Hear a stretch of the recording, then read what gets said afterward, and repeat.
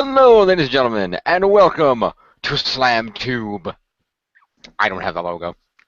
But unfortunately, as you can see, Richter Hammer is not joining us this week. You might have seen him last night in his awesome new Roll Radio Play Ruin Runners, the episode which you can check out now on Pez of the Mind YouTube channel. But because of Richter's limited time frame, he will not be appearing in Slamtubes and other such shows going forward. Yes, he will. He will? Oh, so it's just OJ he's not in? It's just OJ he's not in for like a couple of weeks, but the only reason he's not in this one is this was a last minute thing of, fuck it, let's do it because it was a special. And he's like, nah, I'm already busy. Okay, fair enough. He shows up for the pay-per-views. Fair enough. I wasn't sure if he was doing that during the radio play. Okay. Don't worry, folks, Richter will be back. No, Richter will always be back. He's the best one. Especially for the next one. Right, for WrestleMania, obviously, yeah.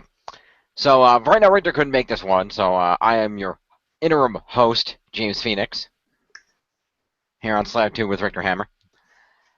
And joining me over there, as you can see, we have Chriz the Mole. Hello. And Marcus Shadow. Hi. All right. So, we're going to talk about Roadblock. If you happen to be a little bit out of the wrestling scene, don't know what that is.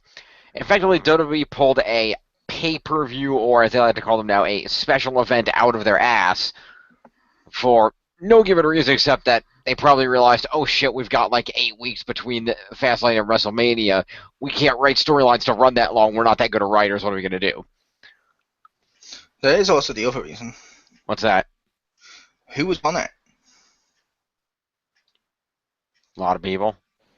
If you noticed, most of the specials so far have featured Brock Lesnar. They're like the few house shows he does, they make into live ones like this because people will tune in. It actually helps their network subscriptions. Because Brock, believe it or not, is a massive drawing. Fair enough. I believe it. So yes, we had a few set of matches here and a few matches they added as the night went on. So we're going to go through this in our standard pay-per-view style. We're just going to go match by match and talk about what happened. Okay? Yeah. Yep. All right. So the evening opened up. There were two pre-show matches for this. Oh, was there? Well, they're all dark matches. There's no pre-show of this, but there were two dark matches. They're not dark matches. There were dark matches. Mark Henry defeated Randy Sharp, whom I'm assuming is local talent. And Goldust defeated Victor of the Ascension with Connor at ringside. Okay, then. Which I was unaware of those matches. Those happened, apparently. Yeah, like I said, technically speaking, they're not dark matches. Okay. Dark matches are only before a television event. This was a live thing that's now decided to be televised. Thus, the dark matches and stuff like that don't really count. Fair enough. So they do pre-show matches then.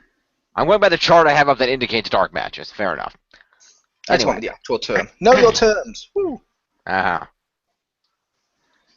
Anyway, moving along.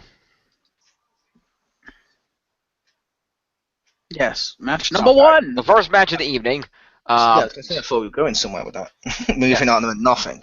The first match was the New Day, specifically Biggie and Kofi, defending the Tag Team Championships against League of Nations members Sheamus and King Barrett. This was surprisingly a decent match. And let's remember beforehand, the New Day did make sure to cut a promo to remind us to eat our bootios. Yeah, that promo was fucking stupid. Everything with the New Day is stupid. This match was even just But the best part about it was Sheamus and Barrett, but the New Day just fucking terrible. But are apparently incredibly over with the Canadian audience. Not entirely, because to be fair, some of them were chanting the sucks one. Yeah, that's what I said, and Marcus was like, no, they were all chanting New Day rocks. No, they were clearly saying New Day sucks, and they were even booing them. Parts too.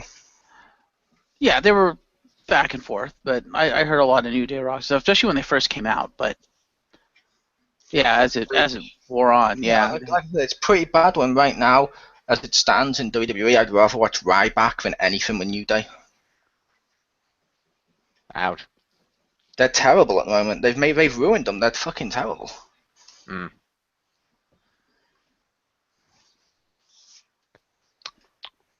Well, at any rate, it was an okay match. It was nothing spectacular. The New Day retained, obviously. Mm-hmm. Yeah. And, yeah, so that was that. Not much to say there. The second match, it was a good match, saw Chris Jericho take on and defeat Jack Swagger. That was a pretty good match, yeah. That was a good match, but before it, weird promo. Very weird promo. Like I was expecting AJ Styles to come out. It was a good promo up until the point where he got to the "We the People" and tried to twist it into insulting Swagger too, because it just didn't feel natural. I felt like he's doing this just because he had to go against Swagger. Yeah, that was the part that kind of came out of nowhere. I agree. But otherwise, it was a great promo, and the fact that Jericho was able to turn it around and actually get a Canadian audience to boo him and, at least to some extent, cheer Swagger was an impressive feat. Yeah, not that impressive, because with how many times he's gone heel, he's made Canadians boo him so many times now. He doesn't get Canadian Bret Hart love. Fair enough. We'll get to the Canadian Bret Hart love in a little bit. Yeah, but like I said, that's not an insult to Jericho either, because that's one of the good things is he's been versatile enough to go both ways. Mm-hmm. Yeah, but as I pointed out to Jim while we were watching it, that just reinforces why he's probably one of the best mic men, if not the best mic man I've pretty much ever seen in a WWE ring. Said the fan of The Rock. Did you hear the promo when he's on about "We the People"? That was awkward as fuck. I'm talking about the fact that he can manipulate the crowd that way. It's like, that's actually rather impressive. A lot of people can do that, but that I was just like, when I said that awkward bit kind of ruined that promo. Fair enough. Okay then. It felt too amateurish. Well, like I said, the match seemed to be pulled out of their ass, so. Yep. It was, but he could have done something like he could have continued insulting AJ. AJ could have run out. Jericho and AJ could have fought for a second or two, and Swagger come out and start the match. Mm-hmm. That would assume they actually flew AJ to Canada. Yeah, but I'm just saying anything would have been better than awkwardness of that, because it sounded like, do you remember Mike Adamle when he tried to randomly insert stuff and it just didn't work? It sounded like that, because it was really awkward where he goes from his hatred to AJ and describing the feud to why, oh yeah, "We the People" is a really horrible insult. It probably started here in Toronto. It's the all-American American. What the fuck? No one's going to believe you actually believe that, Jericho.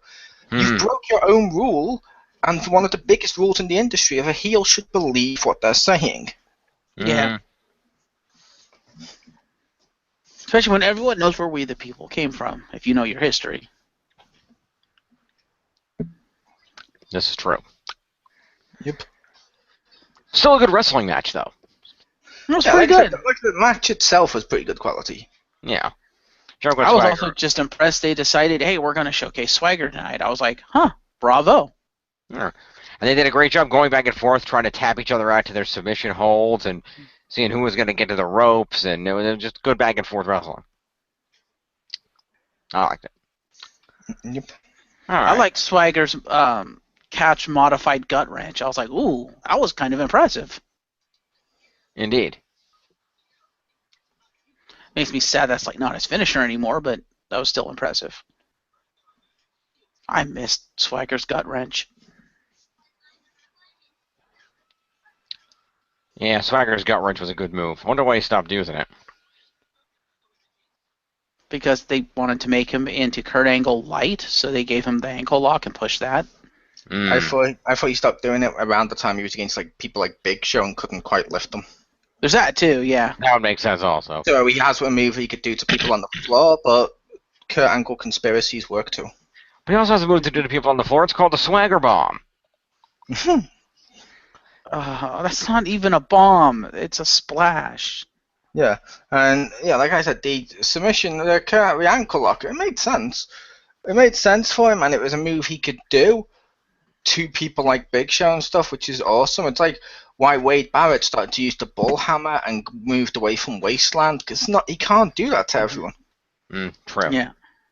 I just don't like the way Swagger does the ankle lock, because he stands up. You're not supposed to stand up during an ankle lock. Right. Not even Kurt Angle stood all the way up when he did the ankle lock. I think he stood up more than you were probably supposed to, but he didn't stand up, like, fully stand up like Swagger does. Also, I think Swagger's taller than Angle. And it's like... Yeah. Swagger's pretty tall. No, to be fair, Swagger's doing his own version. It doesn't look sloppy and shit. No. It's just a little weird how he stood up. It's not like The Rock sharpshooter. It's actually locked on. And if anything, the fact he's taller and stood up more means the weight of them being dragged down will hurt a lot more. Plus, it would make it more legitimate. That is true. Fair enough. Before I move to the next match, I just did want to take a moment to thank Mole for making this review all the more awesome by having Pop Vinyl Arrow in it. Oh, yeah. I'm Wonder Woman. I can't see Wonder Woman, but I can only see Arrow. Camera cuts it off. Yeah. Oh, the chair cuts it off. But yeah. Oh, she's the bottom one. Okay. And I was drinking Central Perk caramel coffee. Nice. Indeed. So, moving along to the next match. We then follow this up with one of the pre-announced matches, which I was surprised to hear because they decided to showcase some NXT talent this evening. Mm-hmm. With the Revival, Dash and Dawson defending the NXT Tag Team Championships against Enzo Amore and Colin Cassidy. That was a damn good match. Was a good match. I like getting to hear Enzo's promo without having to tune into NXT, or remembering to tune into NXT rather. See, I'll admit I didn't really enjoy that match. Fair enough. I was like, I've seen better, and I didn't have they didn't give me a reason to give a shit about these people, so I'm like, Which is fair enough. It was a good match, but from what I know of Enzo and Cass matches, it was pretty standard. That tends to be what happens in most Enzo and Cass matches. They're kind of formulaic. Enzo's the beat slut for a while. He manages to tag Cass in. Cass cleans house. Cass gets distracted and assaulted by the other guys while Enzo is still down. Enzo tries to come back. Enzo gets beat up by the other guys and loses. That's kind of their formula. no, they couldn't do that. Not on NXT, the company where the fans constantly insult main roster of Raw and stuff for doing problematic stuff. That'd be silly. I know. I will say I'm not a fan of the Revival. They kind of bored the crap out of me. Enzo and Cass were fun to watch. They kind of bored the crap out of me. I didn't mind the Revival. They were a highly effective tag team. They had a cool theme song, and they're better than Blake and Murphy. Fair enough. The only thing I like about the Revival is I like their finishing move. As I pointed out while we were watching it, yeah, I want them to be in the next game just so we get that double team move. So Jim and I can feel that. Yeah, it's basically a 3D, except it's modified. So instead of the person at the head hitting a cutter, the person at the head hits a code breaker. Yeah. Which did look cool. Which is, of course, Enzo and Cass, as I said, lost via the formula I earlier mentioned. So, Tag Team Champions retain. Now, good for the Revival, I suppose. We then moved on to a good old-fashioned match that might as well have been wrestled by their fathers. Or father and uncle, I think, as it were. That would be Charlotte with her father Ric Flair at ringside defending the Divas Championship against Natalya. Match of the night. That match was fucking awesome. That was a good match. Although, I think their first match was better. Okay. I love their first match. Mm-hmm. Yeah, this was a good match. Yeah. I think the one thing I don't like about it is it's the same thing as the fact that, okay, yes, these ladies have heritage and that's good, but they are not just their heritage. It's the Flair legacy versus the Hart dynasty, whatever. No, it's not just that. Let these ladies stand on their own 2 feet. Honor the legacy, but let them stand on their own 2 feet. I know Charlotte's gimmick is that she's not standing on her own 2 feet, but at least to be fair, the problem is when Charlotte makes that her gimmick, Natalya has managed to stand on her own pretty long. And when it's two people against each other like that, the past and the heritage makes for a great fucking spectacle of like the best of this, the best of that against each other. That's pretty cool to do. Yeah, and I think it works. My biggest problem with this match was that gimmick because I felt Ric Flair ruined it. Like, he completely ruined this match. Because if you remember the first match, Ric Flair did fuck all. He was just out there, as was Brett, and they were just cheering on their respective family members. And Charlotte legitimately beat Natalya on her own 1, 2, 3, or actually I think it was a submission, but legitimately beat her clean. Whereas with this one, the only reason she won was because of Ric Flair, and I'm like, oh, you just kind of ruined your own daughter, dude. No, now you just like that'd be booking would have ruined his daughter. True, but still, it's like, because now you're saying Charlotte would have lost, so you're saying, I think it would have been a much larger impact and it would have been a much stronger finish if they'd have just let Charlotte win without help. Like, I mean, even if she herself cheated to win, if Flair did nothing and she did everything on her own, I think would have been a stronger finish because it would have been like, I've beat you twice, legitimately. Yeah, but that's what they're going for with that at the moment, of that sort of gimmick, and it's working. It's getting her a lot of heel heat. Yeah, I just felt for this match. I don't like the part where we see Ric Flair just do nothing but go woo, and that's it. But for this match, it worked because there's no build up to this match. It was out of nowhere. So having her either cheat to win or lose cleanly or anything like that wouldn't have furthered the current storyline. Her current storyline is she needs her dad. This was the only way of furthering that in this without having to overbook it by having the other two ex-NXT people run out and get involved. And yeah, I like that. Because it's like it furthered the story, which that's what we needed. Fair enough. I just think number one, I don't think it should have been for the title. And number two, I think Natalya should have won, so it would have been 1-1, and then they would have a rubber match later on down the road. I think that would have furthered the feud of the legacies, if you will. And I think that would have been a much stronger match and a much stronger finish. If you have that, you have Flair doesn't get involved, or maybe he gets involved, and that's why Natalya wins the match, or something like that. Yeah, but if they're going to do that, they need an actual build-up to it. Yeah. And then if they're going to book it that way, they should wait until he's a little more recovered from his surgery so Brett can put in an appearance. Yep. Well, if you have Flair get involved, then on the rubber match, Brett comes back and he's like, all right, old man Flair, I saw what you did with the last match. Now Natalya has an equalizer. Let's see you try that again. Mm-hmm. Well, give him credit, yeah. I'll give some credit to the bookers. Yeah, okay, Flair was, cheated and helped, but at the same time, at least this time he didn't sexually assault Charlotte's partner to help her win. Yep. I have to ask, wanting the older people to stumble back and make a comeback to make the save, Marcus, did you book Sting v Triple H? Not like they're actually going to wrestle.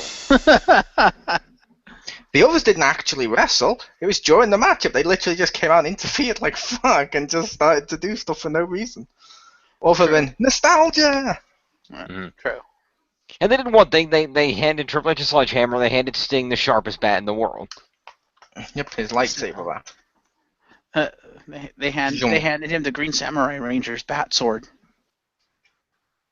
He had a bat sword?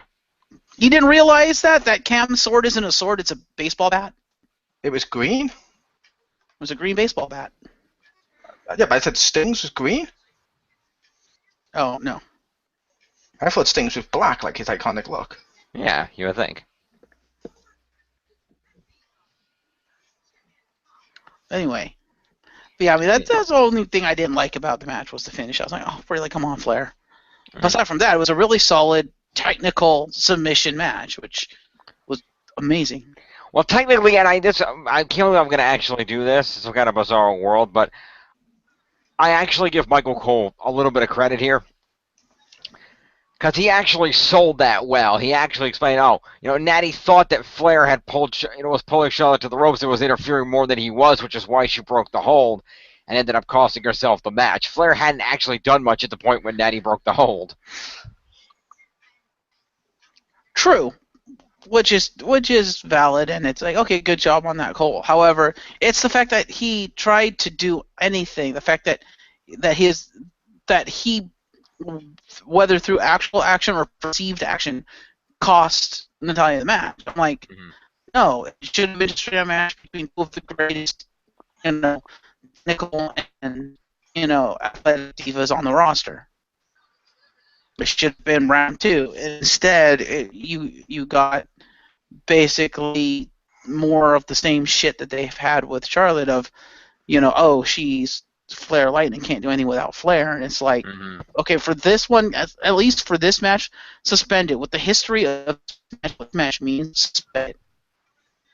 This match means as much as any other match in wrestling, because it's not really those two going against each other. And in fact, the Flairs and the Hearts haven't really had a rivalry. They literally almost invented that for the NXT match. They haven't had that much of a rivalry. Which is fair enough. And this actual match itself was a throwaway match that was on like a live special on the network.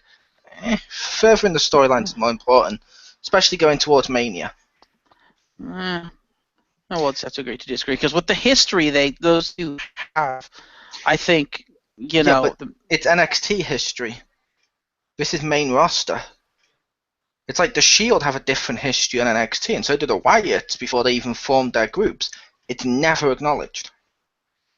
This one was acknowledged on Roadblock. That was the entirety of the fucking promo for this match. Remember on NXT when they fought when Ric Flair was out there and Bret Hart was out there? Yeah, they're saying remember it, but they're not saying, look, we're going to run all the promos over and over again. This is the most important match ever, so no one can ever matter. They're doing this to further storylines going into the biggest event of the year, WrestleMania, which is kind of more important. Except it doesn't further the storyline if the other half of that storyline isn't actually there. What I'm saying is, if you're not going to do anything, furthered the AJ one, and this one furthered Charlotte's gimmick because now we've seen her again cheat to win, and we saw the Ric Flair thing, so it's furthering that. So now when we go into the main event, you want to see her lose. You want to see her get her ass kicked. You just want to see her lose. Yeah, and because did Natty beat her in the last match, Marcus? The first one? Yeah. No. It was when the NXT Women's Championship. Mole, is he breaking up like crazy to you? He is. It probably is into that. I don't know. But in fairness, I was going to say, but even though, it still built on the fact that, hey, Natty put on this great match, Natty's a competitor that can go, unlike a lot of the divas, not necessarily Charlotte's opponents at WrestleMania, but Natty's one of those people that can go toe-to-toe with Charlotte on the submission holds and stuff, and so, it automatically adds some credence to between these two because Natty's so established as a diva, so that automatically makes it a good match, and the fact that Charlotte, beat her with her dad's help again just builds up more heel heat for her character. Yeah. Everyone benefits. Fair enough. And Natty gets to wrestle on something that people watch. Yeah. Okay, maybe it was a personal thing. I didn't like that finish, but aside from that, the match was actually really good. Like I said, match of the night. It's a good match. Okay. Moving along. So the event was chugging along very nicely here, and well, as you could have expected, it was going along, but unfortunately, right about this point in the show took a detour into Suplex City. Yeah. And I can't believe I have to say this. Suplex City became a pit stop. It literally was the piss break. Take Brock Lesnar and make him the piss break match. You've done something wrong if that happens. No, I'm relatively sure the match after this was a piss break match. See, I'm pretty sure this wasn't a piss break match, because I'll be honest, I like this match a little bit more than the previous one. Yeah, it's a good match. The Divas one was more technical and was more better as a solid match, but with the Brock Lesnar ones, with how they've built him up, he's a spectacle in himself right now.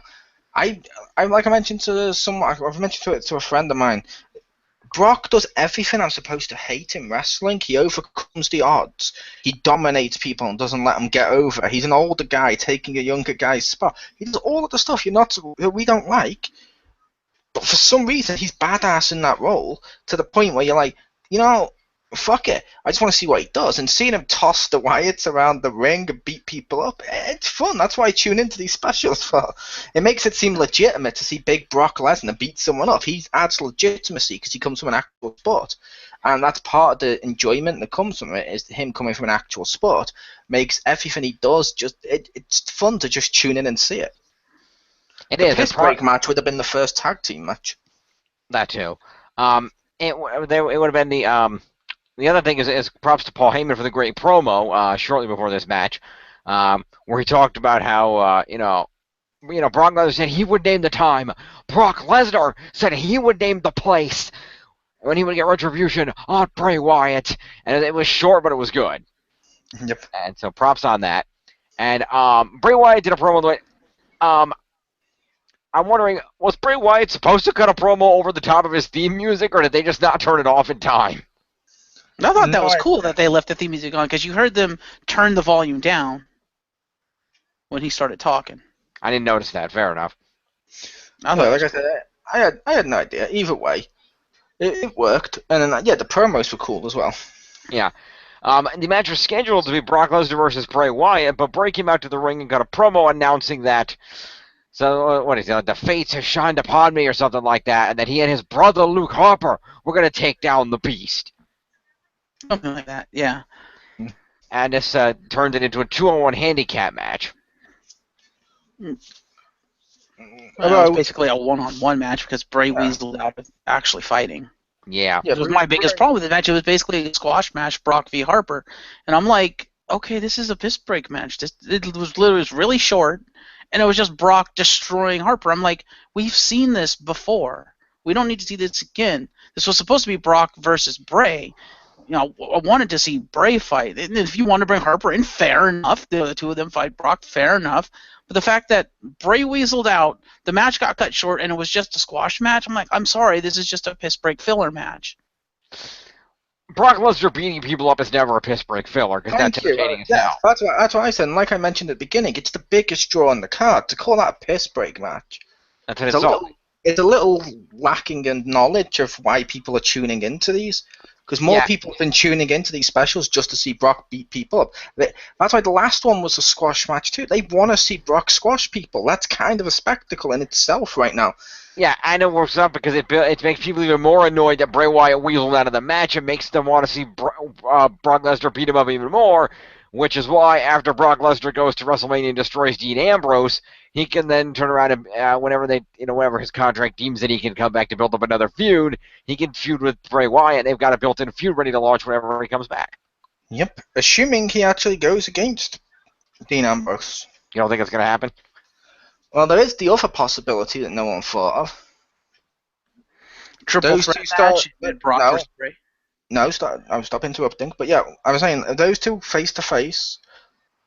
Dean Ambrose, Brock, they're about to do the face-to-face piss away stuff like they normally do in wrestling. Right as they go to do it, let's have the Wyatts interfere. Brock and Dean Ambrose, never before, never again, teaming up to take on the Wyatts. Because Dean fucking hates the Wyatts. Dean has history with the Wyatts. Yeah, Brock is being treated like this by the Wyatts. That just makes so much sense to put these two together. And it's like the Unstoppable Beast versus the Unstoppable Beast with the Lunatic Fringe teaming up to take on the Wyatts. What the fuck? That writes itself as a great WrestleMania moment. That would be a huge match.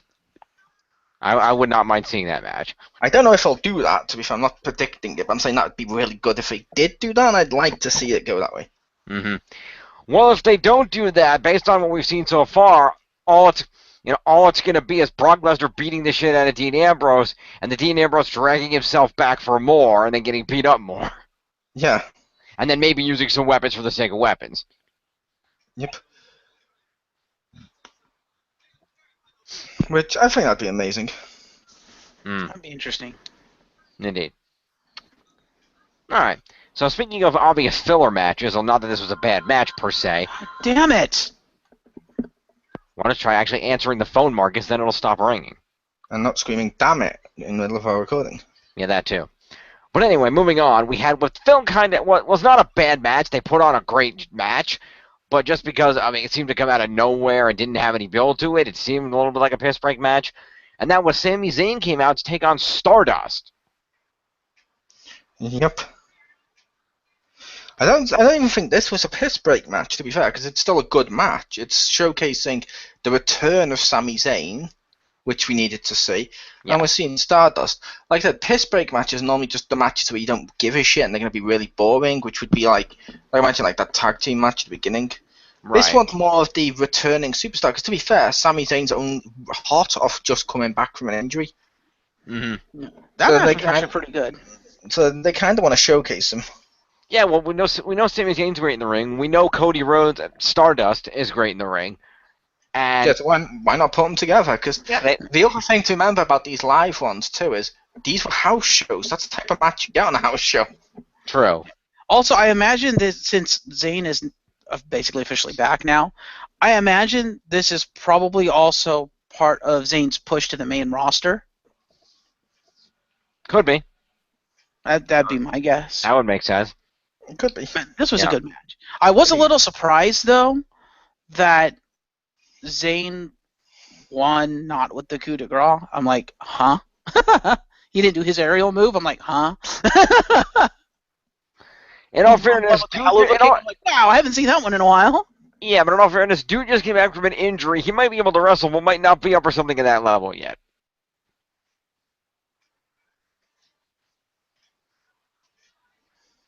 Fair enough. Delayed reaction. Anyway. But, yeah, it was a great match. And, yeah, it was fun to watch. They put on a good show. That'd be an interesting feud if they booked it that way. By the way, since Mo brought it up as being a house show, we should mention this. Marcus and I both made some we watched the first half of this together last night before I realized how late it was getting and had to go to bed. I understand that this is a house show, so I understand that's why, but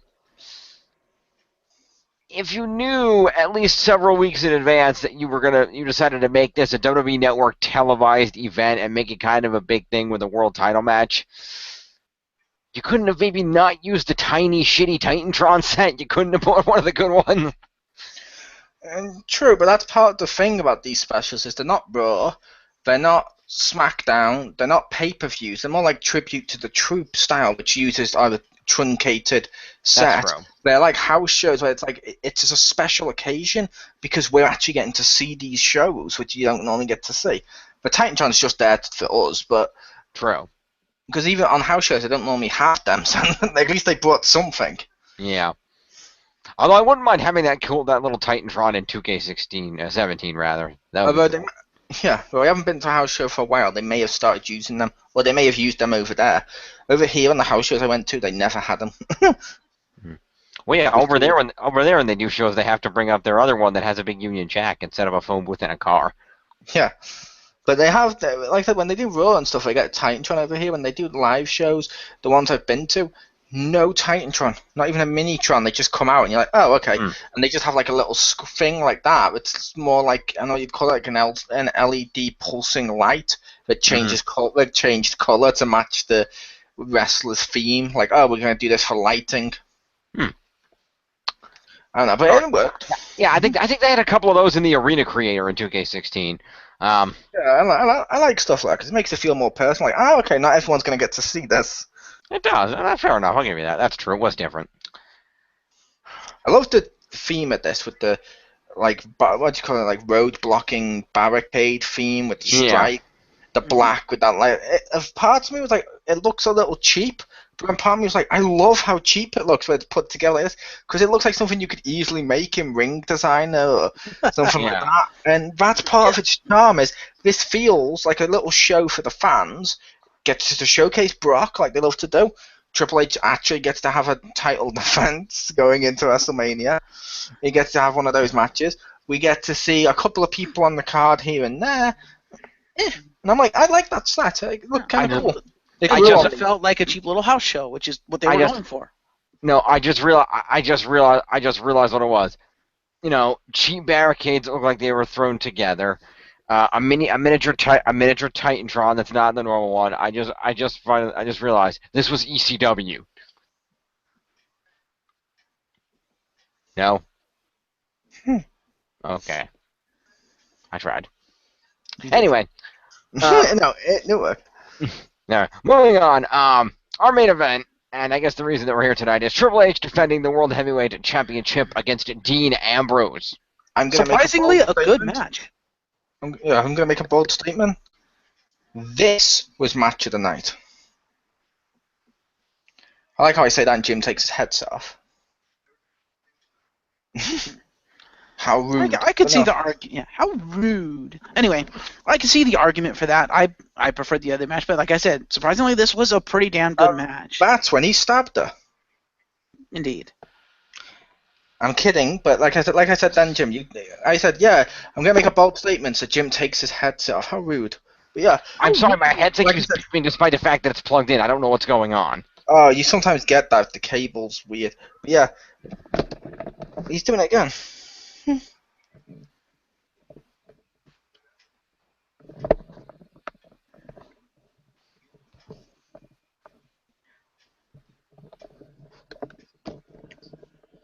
Sorry.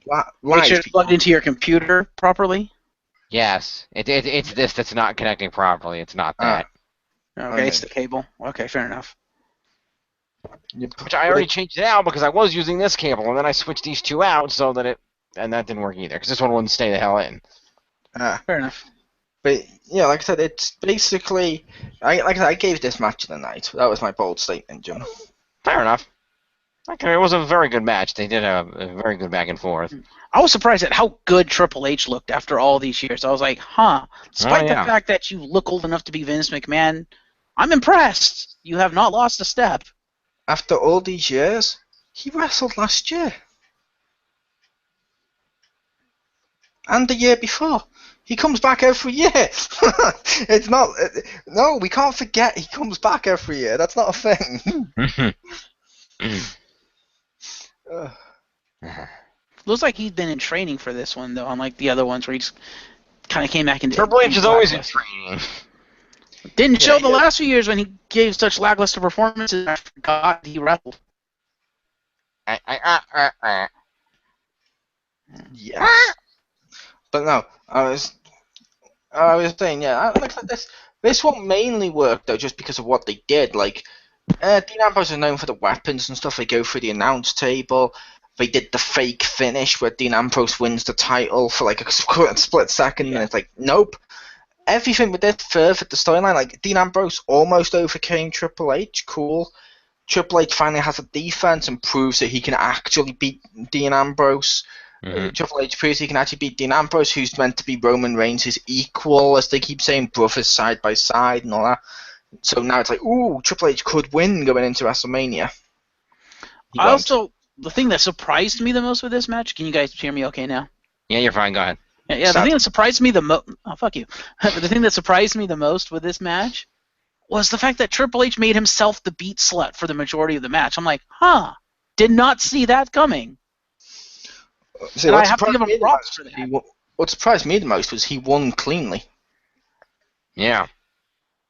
That probably surprised me less than the fact that he basically massively put over Ambrose in this match. See, that doesn't surprise me because the last couple of times he's been back, he has been taking a beating now. He's been okay taking a beating and just coming back at the end and doing it that way, which is fair enough. Yeah. I was just surprised he won cleanly. I thought he would have cheated to win. Like, I thought Steph would have come out and helped him or something. You know what I mean? Yeah. But he didn't need it. Because the way it ended is they showed him being the cerebral assassin, which is, I think, what they were trying to push. Was the fact he outsmarted Ambrose. Yeah, I understood what they were going for. I just said it was weird because normally heels don't win cleanly. Yeah. And it annoys me slightly that Triple H, as the guy in charge of the company, makes it so there is finally a heel that can win cleanly, and it's him. Irony. But it's okay, everyone will be on it all over his dick, because attitude era.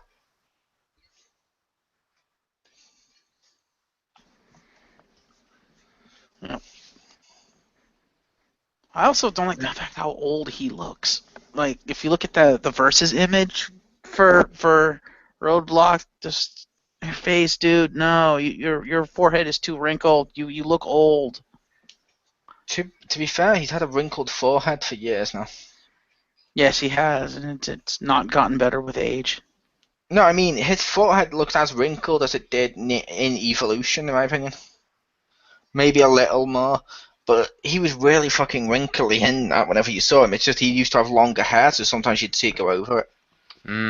Fair enough. Don't say, we all saw you take your headset off, because you were in the square below. I was just saying, I was just agreeing with you. So sue me. But yes, good match. Indeed.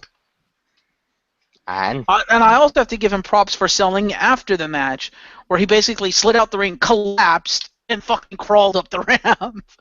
Like, he's selling the injuries. That's amazing. well, it's a good thing. It's a very good thing. Yep. All right, well, that was WWE Roadblock. Thank you, folks, for joining us for a little look at this special show. If you want to see the show, it's available now on the WWE Network for just $9.99. You can check it out. And as soon as you think, get a little prepped for the remainder of the road to WrestleMania. We will see you for WrestleMania coming up on April the 3rd. Till then, Chriz the Mole, Marcus Shadow, I'm James Phoenix. And we may see you before. We may? For wrestling's greatest secrets exposed.